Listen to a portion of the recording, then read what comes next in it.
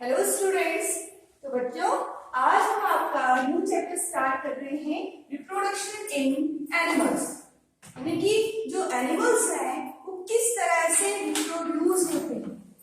देखिए बेटा, सबसे पहले तो ये कि रिप्रोडक्शन क्या है और ये क्यों जरूरी है हमारे लिए, ये समझना जरूरी है। रिप्रोडक्शन अगर आप यहाँ देखेंगे, इसमें टू वर्ड्स हैं, री एंड प्रोडक्शन।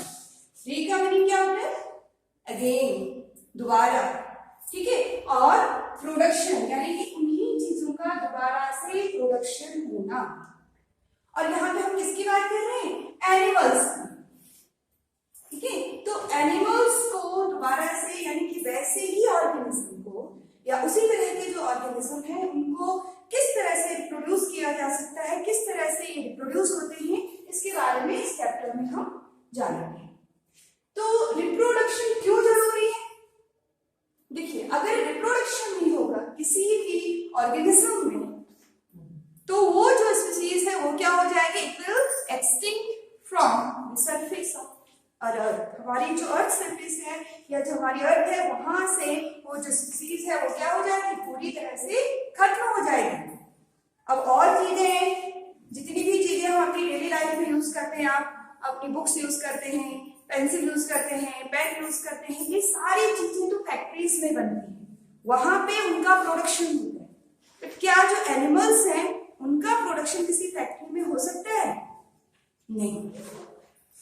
इनका प्रोडक्शन किस तरह से होता है, यही हम इस चैप्टर में जानेंगे कि जो एनिमल्स हैं किस तरह से रिप्रोड्यूस करते हैं। देखिए, जैसे आपने पहले जो चैप्टर था आपका माइक्रो ऑर्गेनिजम्स, फ्रेंड एंड फू वाला जो चैप्टर था, उसमें आपको पता है कि इस अर्थ में जो ऑर्गेनिजम्स हैं कुछ माइक्रोब्स हैं, आके कुछ मैक्रोब्स हैं, ठीक है। तो माइक्रोब्स भी रिप्रोड्यूस होते हैं और मैक्रोब्स यानी कि जो मल्टी सेलुलर ऑर्गेनिजम्स हैं वो भी रिप्रोड्यूस होते हैं। तो देखिए बेटा, कौन कौन से मेथड्स हैं रिप्रोडक्शन के? There are two methods, one is asexual reproduction and another is sexual reproduction। ये asexual reproduction क्या है? A means hello, sexual का मीनिंग होता है सेक्स गैमेट्स। ऐसा रिप्रोडक्शन जहां पे कोई भी सेक्स गैमेट और सेक्स सेल इन्वॉल्व नहीं है उसे हम क्या कहते हैं? Asexual reproduction.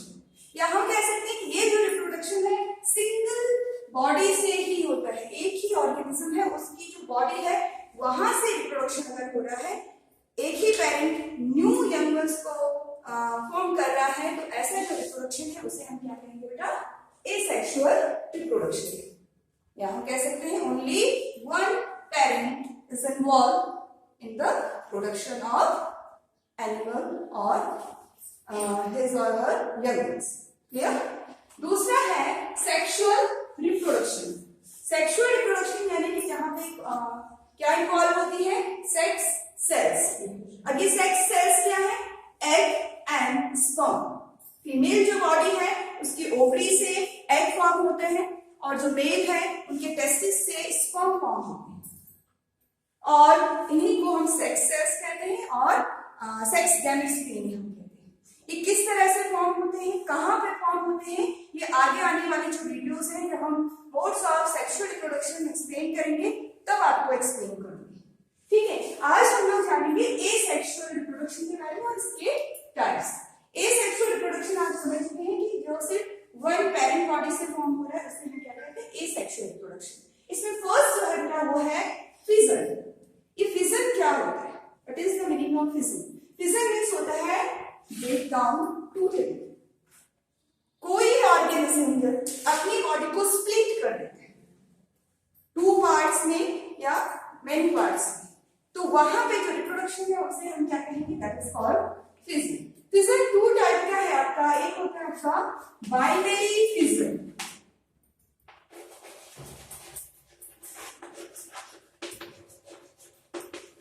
ये जो बाइनरी फिजन है, बाई का मीनिंग है बच्चों टू एंड फिजन मींस तो आप समझिए स्प्लिट होना। कोई ऑर्गेनिज्म टू पार्ट में जब स्प्लिट होता है तो हम कह रहे हैं वहां पे बाइनरी फिजन होता है, ठीक है। ये किसमें देखने को मिलता है? मेनली ये हमें देखने को मिलता है किसमें? आपका अमीबा।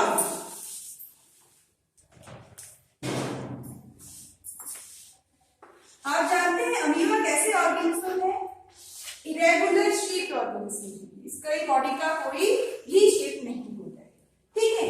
और यूनिसेलुलर ऑर्गेनिज्म हम कह सकते हैं, यूनिसेलुलर है यानी कि एक सेल है, और फुल मैच्योर जो अमीबा है इसमें क्या हो जाएगा आफ्टर मैच्योरेशन, इसका जो न्यूक्लियस है, आप जानते हैं सेंटर में क्या होता है किसी की सेल के न्यूक्लियस, आउटर जो मेम्ब्रेन है इसे हम कहते हैं बच्चों प्लाज्मा मेम्ब्रेन, और सेल मेम्ब्रेन भी इसी को हम कहते हैं plasma membrane and cell membrane. इसके अलावा बीच में जो है cytoplasm,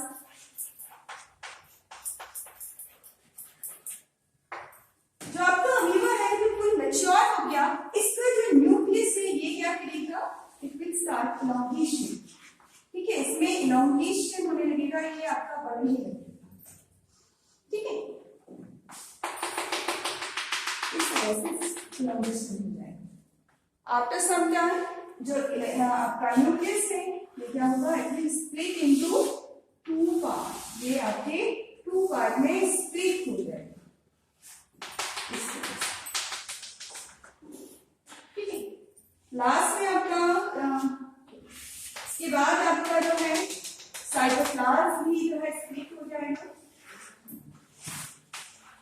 and last plasma membrane और सेल मेम्ब्रेन भी आपकी स्प्लिट हो जाएगा। इस तरह से एक अमीबा से आपके कितने अमीबा फॉर्म हो गए, 2 डॉटर अमीबा।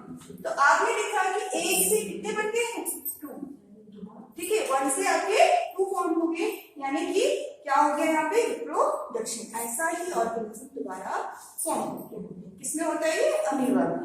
और दूसरा आपका फिजन में होता है मल्टीपल फिजन, मल्टीपल फिजन होता है आपका प्लाज्मोडियम में, that is the malarial parasite, ठीक है, और ये आपके सिलेबस में है नहीं अभी मल्टीपल फिजन जो है, बट यहाँ मल्टीपल में क्या होता है कि एक जो ऑर्गेनिज्म है आपकी मल्टीप्लाई का मीनिंग क्या होता है, ज्यादा होना, तो एक जो है आपका बहुत ज्यादा भी स्प्लिट हो जाता है, तो वहां पे जो रिप्रोडक्शन है उसे हम क्या कहते हैं, मल्टीपल फिजन से कहते हैं, ठीक है।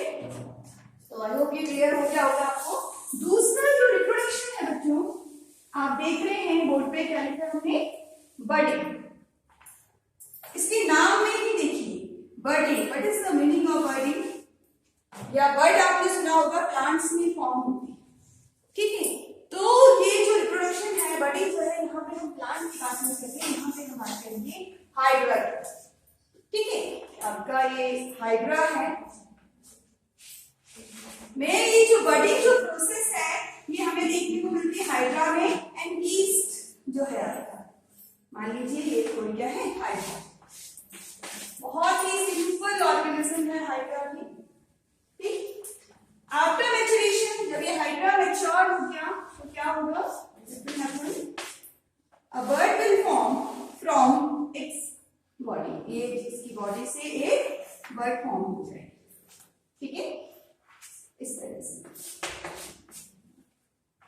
फिर ये जो बर्ड है इसमें भी कुछ टाइम के बाद क्या फॉर्म हो जाएंगे, टेंटिकल्स फॉर्म हो जाएंगे और मैच्योर होगी, और टेंटिकल्स फॉर्म हो जाएंगे, and at last after maturation it will separate from its parent body, अपने पेरेंट बॉडी से ये जो हाइड्रा है ये सेपरेट हो जाएगा आपका, और न्यू इंडिविजुअल हाइड्रा की फॉर्म में ग्रो करेगा, ठीक है। इस तरह से एक से क्या बन गए, ये भी मैच्योर होगा, ये भी रिप्रोड्यूस करेगा, या यहाँ से भी रिप्रोडक्शन और भी इसमें बर्ड्स फॉर्म हो सकती है, और बर्डिंग की हेल्प से हम कहेंगे कि क्या हो रहा है, new organism form, clear. Third जो रिप्रोडक्शन कहलाएगा बेटा वो है फ्रेगमेंटेशन। फ्रेगमेंटेशन मेनली किससे होता है, स्पाइरोगाइरा, एल्गी है आपकी स्पाइरोगाइरा, ठीक है, मल्टीसेलुलर एल्गी। बहुत सारे बच्चों ने देखा भी होगा इसको कि अगर आप कभी तालाब के किनारे जाओ या किसी नदी के किनारे जाओ, आपको ग्रीन कलर की जो है एल्गी देखने को मिलेगी, इस तरह से थ्रेड लाइक स्ट्रक्चर, उठाओ उसको देख सकते हैं आप लोग, ठीक है। तो उसमें रिप्रोडक्शन कैसे होता है, उसमें जो प्रोसेस है वो है फ्रेगमेंटेशन।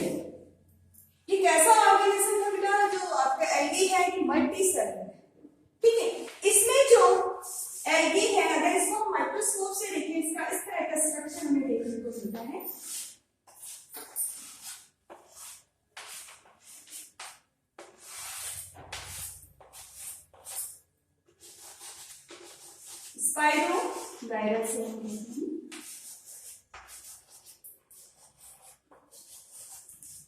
किसी भी रीजन से अगर इसकी फ्रेगमेंटेशन हो, ठीक है, इसकी सेल्स सेपरेट हो, ठीक है, तो यहां से क्या होगा बेटा, आपका न्यू जो हम कहेंगे क्या फॉर्म हो जाएगा, आपका स्पाइरोगायरा या जितने भी इसमें फ्रेगमेंट्स हुए हैं वहां से आपका न्यू स्पाइरोगायरा फॉर्म होगा।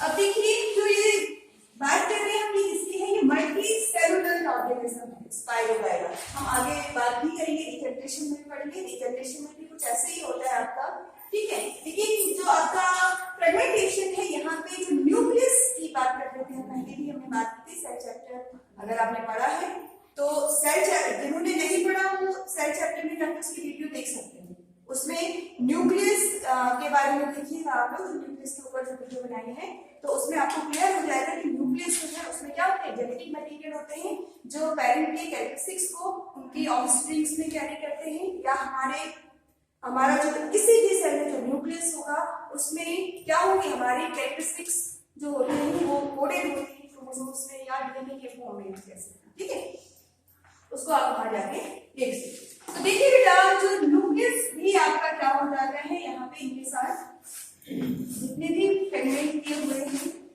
इनमें अगर आपका न्यूक्लियस भी है तो जाके ये आपका न्यू स्पाइरोगायरा फॉर्म करेंगे, या जितने फ्रेगमेंटेशन में जितने फ्रेगमेंट्स किए हुए हैं उनमें सब में अगर न्यूक्लियस होगा तो उतने सारे आपके क्या बन जाएंगे, स्पाइरोगायरा फॉर्म हो जाएगी, उतनी सारी आपकी एलिमेंट बन जाएंगे। अगला जो मेथड है रिप्रोडक्शन का वो है रीजनरेशन। रीजनरेशन क्या है, रीजनरेशन है रिगेनिंग ऑफ लॉस्ट पार्ट।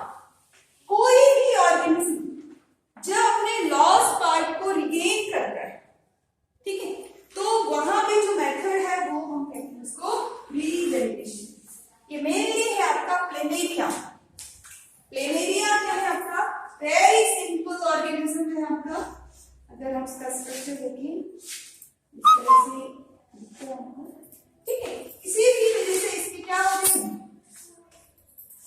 इसके भी आपके डिफरेंट फ्रेगमेंट्स होते हैं या ये अलग अलग पीसेस में होते हैं, ठीक है, किसी भी पीसेस में, तो इसकी जितने भी पीसेस हों, ठीक है, उतनों से न्यू ऑर्गेनिज्म फॉर्म होगा, ठीक है। यानी कि यहाँ पे अगर इसकी 3 पीसेस हुए हैं तो ये क्या करेगा, it will regain it's lost part. ये फर्स्ट पार्ट की अगर हम बात करें, ये पीछे का पार्ट इसने लॉस्ट कर दिया था, तो ये क्या करेगा, अपने बैक के सारे पार्ट को रीगेन करेगा। ये वाला जो पार्ट है इसने आगे वाले पार्ट को भी लॉस किया, पीछे वाले पार्ट को भी लॉस किया, तो ये क्या करेगा बच्चों, ये अपने पीछे वाले सारे जो पार्ट है उसको आगे और पीछे दोनों पार्ट को रिगेन करेगा, और जो लास्ट वाला जो पार्ट है ये क्या करेगा, it will also regain it's lost part. अपना जो ये लॉस्ट पार्ट है उसको ये रीगेन करेगा। तो आपने देखा कि इसमें सिंगल बॉडी से ही कितने बन गए, 3 ऑर्गेनिज्म फॉर्म कर दिए, 3 प्लेनेरिया फॉर्म हो गए, ठीक है। तो आपने देखा किस तरह से रिप्रोडक्शन हो रहा है, यानी कि एक ऑर्गेनिज्म से दोबारा उसी के जैसे नया ऑर्गेनिज्म फॉर्म हो रहा है, और वो भी एक सिंगल बॉडी से। यहाँ पे कोई सेक्स सेल इन्वॉल्व नहीं है, कोई सेक्स गैमेट इन्वॉल्व नहीं, ठीक है। अगली जो हमारी वीडियो होगी उसमें हम डिस्कस करेंगे सेक्सुअल रिप्रोडक्शन के बारे में, कि सेक्सुअल रिप्रोडक्शन में कौन कौन सी चीजें इन्वॉल्व होती हैं, ये गैमेट्स इन्वॉल्व होते हैं, सेक्स सेल्स इन्वॉल्व होती है, एंड देन स्पर्म इन्वॉल्व होते हैं, कहाँ फॉर्म होते हैं, एंड मेल एंड फीमेल जो रिप्रोडक्टिव सिस्टम है उसको हम एक्सप्लेन करेंगे। तब तक के लिए इतना ही, थैंक यू।